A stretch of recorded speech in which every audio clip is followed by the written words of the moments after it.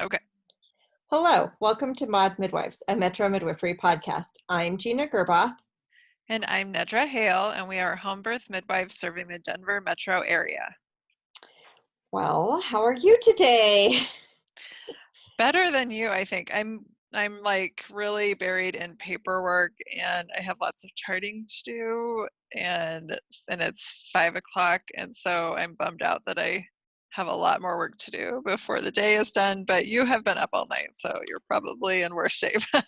Yes, I did get an early labor alert last night at, I don't remember what time, 7 or something. So I quickly took a shower and went to bed, and I think I was asleep by 8:30. So I think I got about 3 hours before I got called at Oh, 11:30, that's but good. I'm tired though. I am Yeah, tired. No time to nap today. yeah, yeah.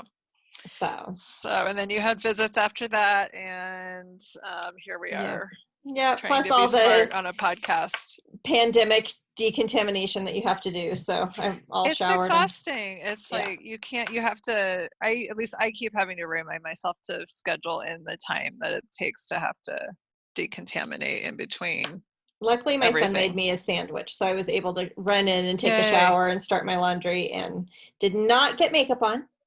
So I'm shiny. I'm a happy, shiny person today with no makeup. So, That's okay. so today we're going to talk about Group B Strep, but it originates from an Ask the Midwives question that we got. And what So was the question? the question was, is boosting your immune system the best way to prevent Group B strep? And would a mom be automatically transferred to the hospital if they tested positive? So I thought we should Hmm. just maybe start at the beginning, talk about Group Okay. B strep, talk about what it means in the home birth context, Right. and just kind of cover the topic, Okay. all as its own standalone topic. So let's just start with what Group B strep is. Do you want to Sure. take a stab at it? So it's a common bacteria. It lives in the intestines usually, and so and it's pretty benign for the average person. But sometimes it can migrate to the vagina, maybe due to some kind of like fecal transmission. So at the end of pregnancy, if the group B strep is present vaginally, there is a chance that the baby could get sick from it, is the short story, but there's a lot more to it than that. Yeah, it's not a sexually transmitted infection. Nope. It doesn't mean Mm-mm. that you're unclean, and it doesn't mean that you're sick. So, Right. so that kind of is addressing the first part of that question: is boosting your immune system the best way to address it? Right. Um, and probably it's not going to make that much of a difference in general because some people just get it and some people don't get it. Right. I was thinking about that over the last minute and a half since you said the question. And I was thinking, well, we have people take probiotics, Yeah, and but that's more of a targeted. I mean, probiotics are good for your whole body, obviously, yeah. but it's mostly the ones that we want people to take are targeted mostly towards the genitourinary tract, and so I don't know, probably not a big difference. Yeah, I mean, I think it's multifaceted Hmm. as usual. Hmm. So Yes. 21 to 28% of the population will usually culture positive randomly for Hmm. group B strep. So it's pretty common. Um, I do think that, so when you think about boosting your immune system, I do think that things like vitamin C kind of could be correlated with being helpful for group B strep. Um, there is some research that vitamin C strengthens the amniotic sac, and having a nice, Hmm. strong amniotic sac is Hmm. protective for group B strep. So I think it's all like things Yeah. that could be helpful for general practices, but Right. probably taking vitamin C won't reduce your chance of contracting or being colonized with group B strep. Right. Right. But the probiotics, actually, there's really good evidence for those. So you mentioned Hmm. those. Hmm. Yeah. Yeah. So I mean, I'm sure we'll circle back to that too, but Yeah, I mean, it just makes sense that you're colonizing your whole body with good bacteria. It seems like it would be beneficial. Yeah. And there is evidence for that in the strains that we ask people to take. So I guess you could say that's strengthening your immune system because the immune system starts in the gut, but Right. I don't know if that's maybe the heart of what the question was asking. Mm-hmm. Yeah. So the probiotics that are shown to be effective are L. rhamnosus, Lactobacillus rhamnosus, and Lactobacillus reuteri. And there's research for both of them as being effective in kind of, what's the word? Like if you're colonized with those probiotics, you're less likely to have room to be Right. colonized with opportunistic bacteria like Group B Strep. Mm-hmm. We should probably mention that you might, when you're doing your research about this, you're going to want to look up Group B Strep, GBS, and Beta Strep, Group Beta Strep. Those are all different ways that you'll find it in the Mm-hmm. research. Yes. There's a lot of it on fish. A lot of research is on Group B Strep and fish in fisheries. So not relevant Interesting. to human birthing people. Right.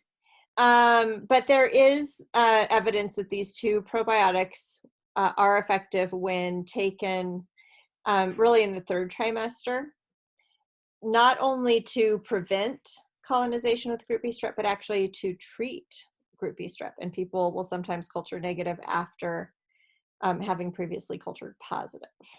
So Yeah. Very interesting. yeah, it is really interesting. So what is the problem with Group B strep? Do you want to talk about why it's important? Well, so again, so as you said, quite a few people are going to test positive just randomly because it's a pretty common bacteria and it's pretty transient. So you could even test positive and negative at different times. So it's, somewhat unreliable unless someone is heavily colonized. But babies are often colonized as well at birth, but a very small percentage of them are going to be sick. So, I think it's so 1 in it's 200. 1 in 200 babies will get sick when the birthing person has is cultured positive for Group B strep and doesn't take antibiotics in labor. right. 1 in 200 babies will get sick. Mm-hmm. So and then it's a very, very, very tiny number, which was it 0.2-ish% if the person is treated with antibiotics. So 1 in 4,000. So it it reduced it reduces a it lot. from 1 in 200 to 1 in 4,000 is Yeah. the reduction. So so the standard of care in the United States, this is not the case everywhere, but in the United States is that the people who test positive for Group B strep are treated with penicillin or ampicillin. And then it reduces that chance greatly of the baby getting sick. But depending on where you live, you may or may not have access to antibiotics in labor for a home birth. Yeah. So here in Colorado, I don't know if I'm speaking for everybody, but we kind of look to more of a European approach to the treatment aspect because it is not possible for us to do antibiotics for a home birth. So we're looking at not so much of a universal treatment model for home birth, but we give people really good informed consent about the fact that this isn't the standard of care in the United States. Yeah. So the interesting thing about Group B strep is that there's kind of two parts to it. One is screening and one is treatment. So one thing that's different about the European model, and by the way, I think every country is a little different, but most definitely the UK. Yeah. I think most European countries actually don't do universal screening either. Right. Yeah. So that's actually different than we tend to recommend it or always offer it. That's true. Screening, not treatment. And then most people, I would say, tend to get it, but quite a lot decline screening. Right. So the first question is, do you want to know if you have it? And in the UK, for example, they don't screen everybody. They only screen people if they have a history of having a baby who's been sick with group B strep disease. Actually, you would just be treated as positive if that was the case. Right. If you have signs of preterm labor, which is tricky because there is a rapid group B strep test, but usually it's a culture, and that takes a few days to get the results back from. So unless they had a reason, they probably wouldn't screen very many Yeah, people. so they might not even know. Right. I feel like I had my hospital birth right when universal screening was becoming more popular, and I don't believe I was screened for any of my kids, because certainly in the home birth setting in Colorado, when my other two were born, I wasn't screened, but you were, so there was a big difference. Yeah, in I was screened states. with all of my kids, and my first one was in 98. So yeah, it was probably just regional how they were doing it. Rolling it out, but so it's kind of started coming into the typical practice schedule in the 90s. So some people here in our practice or other practices don't want to know because it wouldn't maybe change their decision making. But what are some kind of arguments to, or not arguments, but what are some things to think about that kind of give you food for thought for that? My personal opinion is that I think it's really great information to have. I think, and this is part of our informed consent process, that we talk about all these angles. Even if we or the client chooses not to treat with antibiotics, it's still nice to know if it's there. And, it plays into all sorts of decisions that we make about, when people's waters are broken for a long time, or, how we look at possible signs of infection and things like that. And it's really good information to be able to relay to a hospital if we were to transfer in. So these are all really great reasons to know. But of course, like you said, some people don't want to know. And and we respect that as well. Yeah, I think that if you, let me actually add one more thing to that, which is I feel like my information around this has changed a little bit with COVID. I think that it's really useful to know if you ended up going into the hospital because you had maybe signs and symptoms of COVID. I think it's more information to help the staff make a better decision for your care going forward if you have a Definitely. fever I or think that's a something like great that. thing to add.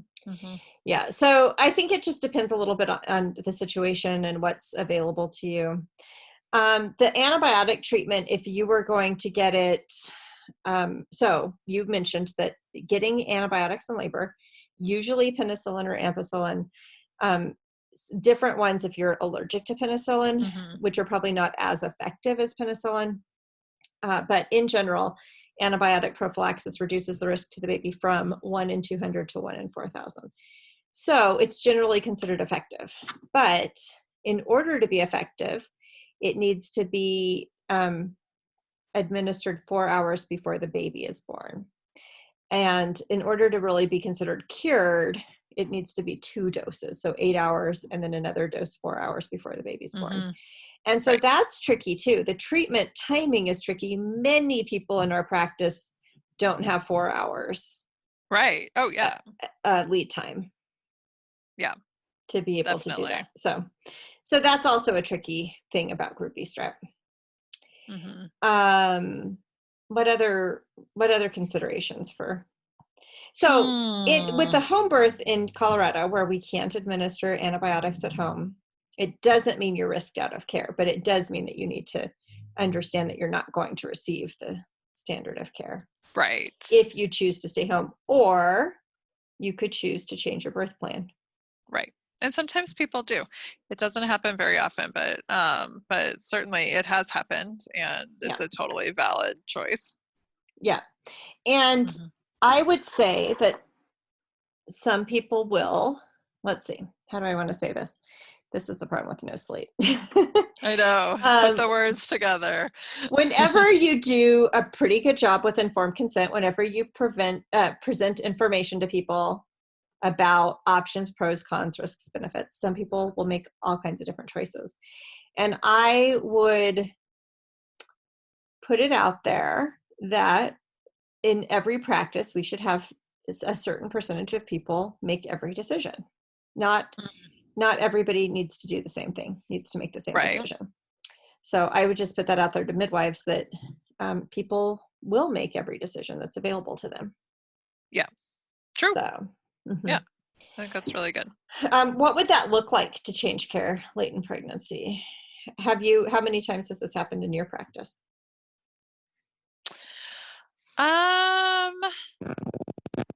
I think that, well, in Arizona, we could refer for antibiotics. So that was a difference. I'm trying to think if I've had somebody leave from the results of a group B strep swab in Colorado. I'm not sure.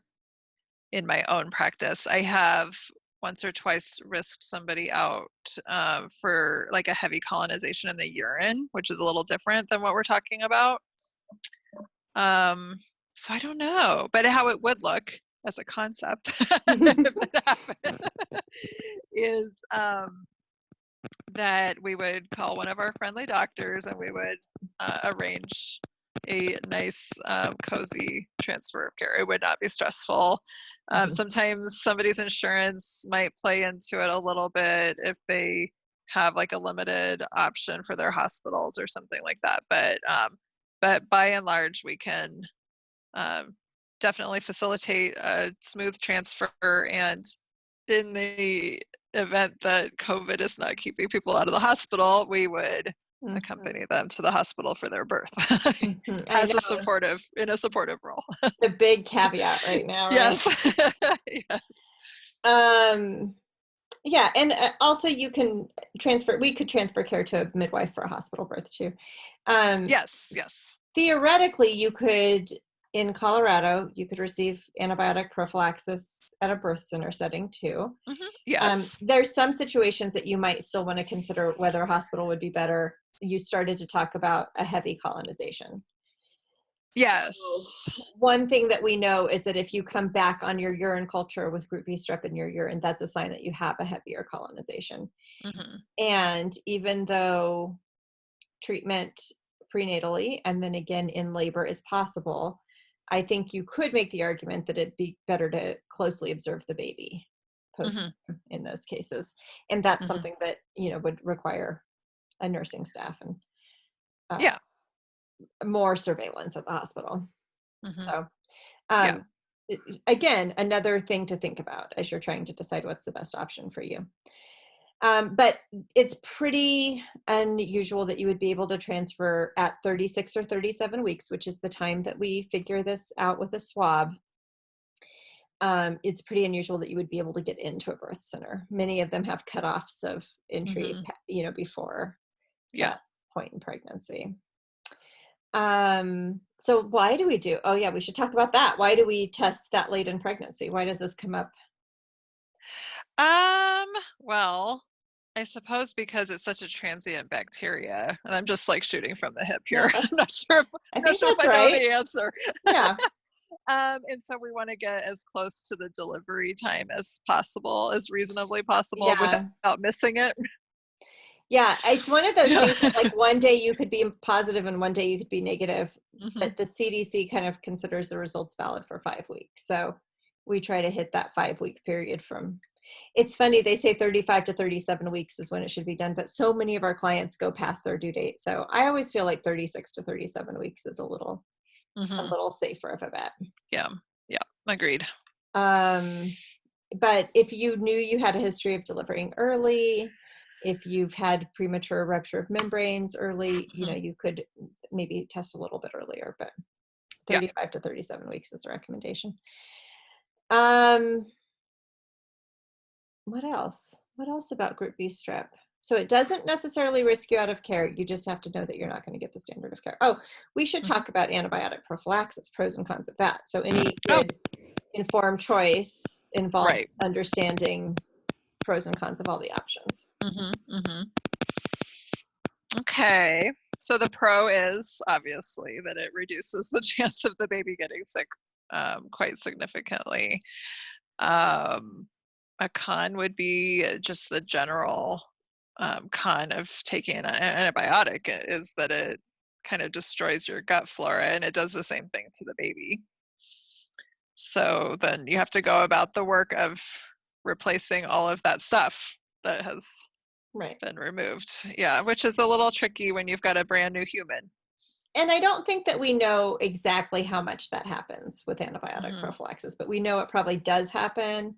It's not a broad spectrum antibiotic, so it's maybe not as damaging as some of them, but it is certainly going to have an impact. Yeah. Luckily, breast milk is chock full of probiotics, and that's how the work of rebuilding it is done. But it's going to be a different complement of probiotics for sure. I wanted to say something about something. Oh no.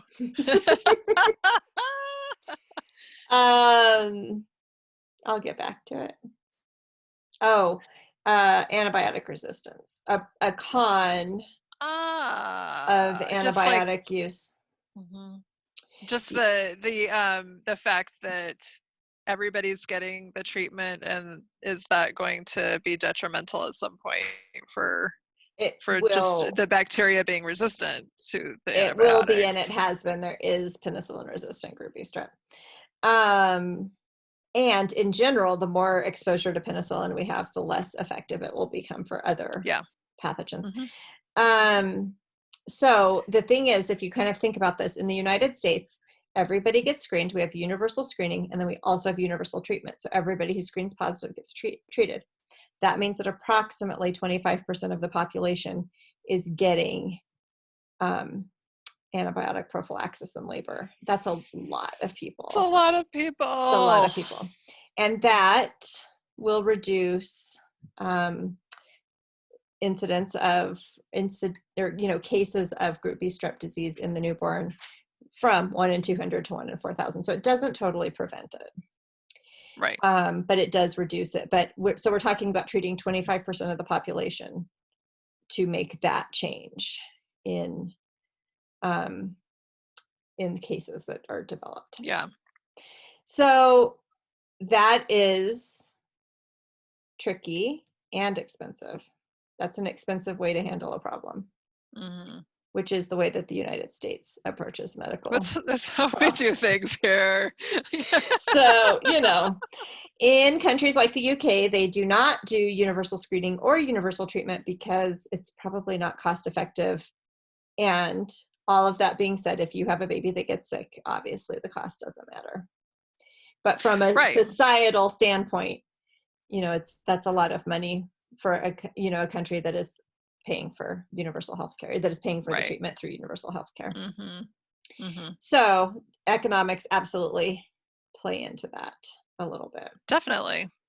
And it does need to be mentioned that there's no other accepted treatment other than the antibiotic prophylaxis. So sometimes people will say, can I go to the doctor and get antibiotics? That's not considered the standard of care. I don't think you'll be able to find a doctor who will do it. And there's really no evidence that it actually decreases the risk. And so what's interesting is here we have that confounding factor that we're not going to have that many, or maybe not confounding factor, but confirmation bias that we expect it to work when in fact most babies will not get sick. Right. Anyway, no matter what you choose. Oh, what about the alternative treatments? Do you want to address those at all? Oh, great. I get to get all the I get to get all the midwives mad at me. Okay. I mean, so of course we used to do the Hibiclens all the time. I don't do it anymore. I just think either it is or it isn't, I just don't. And I think that the Hibiclens is really irritating to the tissues, the mucosa. It's really delicate, it just seems like a big thing to introduce into that. Again, you want healthy flora. Yeah. So, and that is going in there and getting that healthy flora out of there too. Garlic suppositories. What else is there? Oh, I've heard like tea tree oil soaked tampons, or Yeah. I think that would Boric hurt. acid, is that a thing? I think that's a thing. I think it's for BV. Maybe that's true. I don't think it's for group B strep. But Hmm. it is a thing. Boric acid is Yeah. a thing. And I think it's a treatment for BV, not for group B You strep. might be right, yes. Yeah, so really there's no evidence that anything else is effective. And so Yep. I've heard people say, well, why not try it? Well, because it could potentially have harm too. The chlorhexidine or the Hibiclens is the most common recommendation that we see. It's an antiseptic soap, and so washing your vagina with that could certainly be irritating. It could also kill the good bacteria that could impact how the baby's colonized at birth. Mm-hmm. So it could potentially have an Yeah. impact. And it might not, the way that I understand group B strep has changed over the years, and I don't think treating it at the introitus like solves the problem at all. I think if you're colonized heavily with group B strep, it's not going to, Hibiclens isn't going to make a That difference. is a really good point, and evidence-based birth covers that really well. Rebecca Decker talks about how the babies so you will decrease the number of babies that get colonized with group B strep through the birth canal, but you won't necessarily decrease the number of babies that get sick. So so what's the point? The colonization's not the problem, it's the babies getting sick that's the problem. Right. And that's another thing that's really important to mention, is that even if you swab negative, it doesn't mean your baby won't. It doesn't mean you don't have it, and it doesn't mean your baby won't get sick, because sometimes the more insidious infections are higher in the reproductive tract. So where we're swabbing is not even going to get it, and the babies that get sick exactly are potentially more likely to occur with negative people that cultured negative. So I mean, potentially. I'm just saying it's a theoretical thing that could happen, because if the infection is up higher in the reproductive tract, it's more dangerous. Yeah. And you're not going to know it. So you're not going to. So you have all of these problems. You have all of these problems of screening. You have all of these problems of treatment. You have all of these problems of not treating. It is such a complicated topic. So what do? You just make the best decision you can with the information that we have available. You just have to look at all your options, weigh the pros and cons and risks and benefits of each one, and decide what makes sense for you in your situation. How does that fit? How do all of those risks and benefits of each option, how do they fit in your own value system? Right. And figure out what's right for you. And I think it's interesting, because I think this is one of the few things that we don't necessarily agree with. I mean, we wouldn't necessarily make the same decision about this. True. Yes, we have talked about this, and we do feel differently. And let me tell you, guys, it's not what you think it is. What is that supposed to mean? It means that they think I'm the one that's going to choose to not have antibiotics, and you're the one that would choose to have antibiotics, and that's not the way it would go. No. Unless I was colonized in my urine, unless I had GBS bacteriuria, I would not opt personally to have antibiotics myself. I believe so much in the importance of establishing the microbiome that I think we're probably potentially causing harm. And again, like I said, if I knew my baby was going to get sick, of course I would. Like, it's one of those, you're just making the best decision you can. Yeah. You don't know. There's a lot of important stuff going on, and you just have to make the best decision you can. I'm very concerned with antibiotic overuse, and very concerned with resistance, and very concerned with the microbiome. So I probably wouldn't even screen for it. That's one and way to go. again, my bias is that I didn't do it because it wasn't a thing. It's a totally valid risk-based approach. And if I was going that way too, I wouldn't need to be screened either. It's I don't have a risk factor for it, so it's I do think screening the urine in early pregnancy is a very important way to do this, because then at least we rule out the heavy colonizations early on in care when it's not such a difficult decision to make. I think it's a very different decision to make after 1 or 2 prenatal appointments than it is after your whole course of care has been with a provider.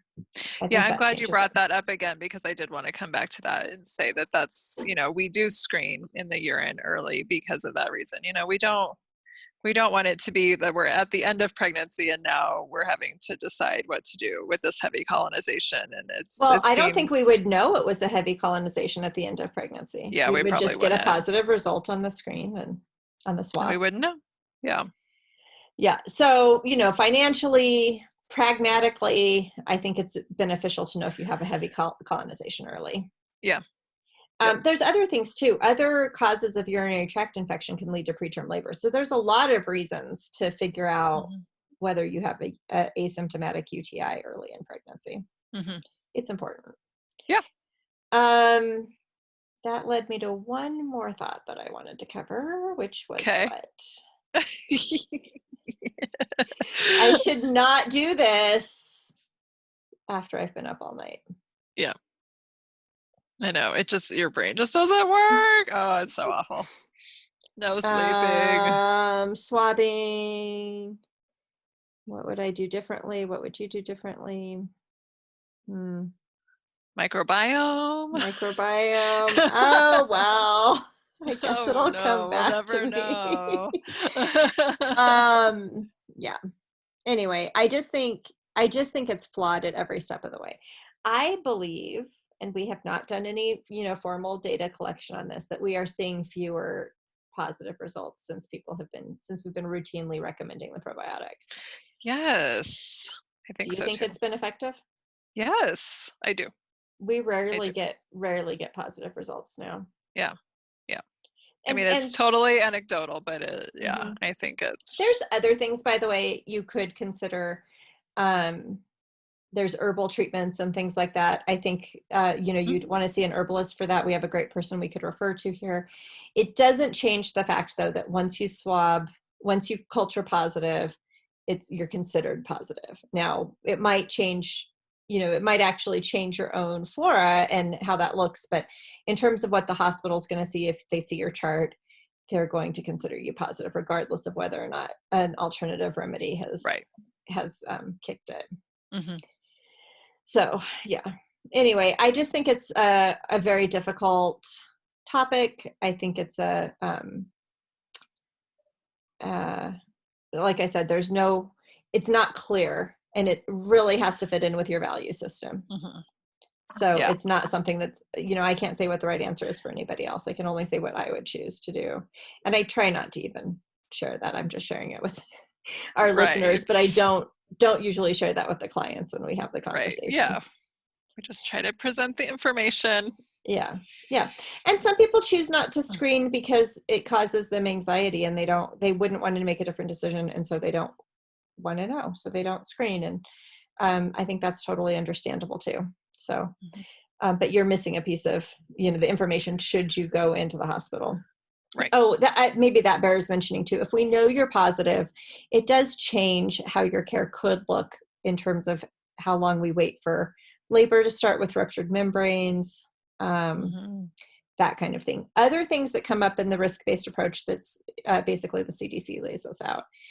Things like fever in labor, prolonged rupture of membranes, which that's the one that would change if we knew or didn't know. So fever, we're going to transport anyway. Any infection is not okay to stay home with. Preterm labor is one of the things we're going to transport for that anyway. We don't stay home with preterm labor. Previous baby with group B strep disease, we wouldn't have that person in care. So most of the things in the risk-based approach actually don't change for us, but how long we wait for labor to start with ruptured membranes might choose. The CDC says that you should presume negative. So even though it's very standard for people to say, well, if you don't know, then you're considered positive, that's actually not following the CDC guidelines. So, and I have found in Colorado at the hospitals when we transferred, they don't automatically presume positive. That has changed a lot over the past 10 years. Mm-hmm. Do you find that they still keep the babies longer though? Yes, their recommendation would then be to keep the baby for 48 hours for Mm-hmm. observation. So that's a benefit to knowing you're negative. Right. Because if you know you're negative, you go in for another reason altogether. Mm-hmm. That's a checkbox in the pro for knowing you're negative. And then of course on the flip side, if you're if you know you're you're positive, positive, you can then plan you can on make a being different there decision. for 2 days. Yes. Or you might decide to have treatment because then you would know. Exactly. So yeah, I think that goes into the checkbox for the pros for testing, for screening. Yeah. So let's see, have we missed anything on this? It's a complicated question. So thanks for your question, listener. Yeah, that's why we had to put it in its own thing. I don't think so. Yeah, we have a lot of information. There's a lot to it, though. Mm-hmm. We have handouts. Evidence-based birth is a great resource for you. So our clients will go over all of this with them. And many people have already decided what they're going to do. Oh, maybe one other thing we can say is you can be positive in one pregnancy and negative in another pregnancy and vice versa. Mm-hmm. I've had clients that alternate pregnancies. You just can't always predict it. It's not that there's, it's not like once you have it, you always have it. That's that transient thing again. Right. Yep. Yeah. So I think that's it. Okay. Thanks for listening. Sorry for the sleep deprived ramblings. Did you think of the thing? No. Is it gone? Yes. I wonder if we covered it. Maybe. So anyway, thanks for joining us. You'll find us on YouTube and then also on all your favorite podcast players, Apple Podcasts, Google Podcasts, and Spotify. Look for Mod Midwives, or you can find us on social at Metro Midwifery or www.modmidwives.com. Thanks, everybody. Yeah, thanks. Bye. Bye.